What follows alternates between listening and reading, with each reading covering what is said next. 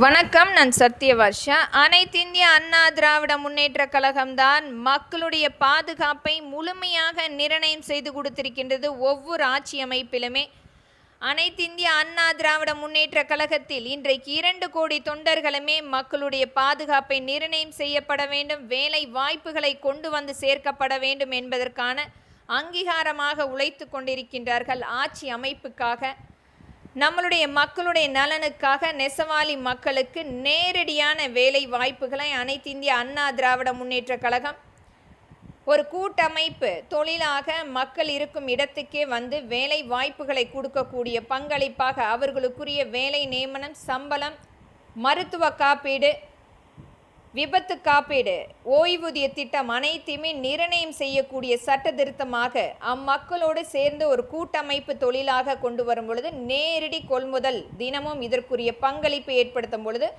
ஒரு ஆண்டுக்கு ஒரு முழுமையான ஒரு மிகப்பெரிய அளவில் அம்மக்களுக்குரிய வாழ்வாதாரத்தை மாற்றக்கூடிய அமைப்பாக, சொந்த தொழிலாக மாற்றக்கூடிய அமைப்பு ஏற்படுத்தப்படும்.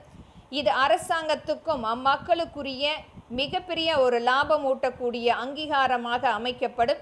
இதை அனைத்துமே நிர்ணயம் செய்யக்கூடிய சட்ட திருத்தமாக அனைத்திந்திய அண்ணா திராவிட முன்னேற்ற கழகத்தின் ஆட்சியில் கொண்டு வரப்பட வேண்டும் என்பது மக்களின் எளிய மகளாக இங்கு நான் பதிவு செய்கின்றேன். நன்றி, வணக்கம்.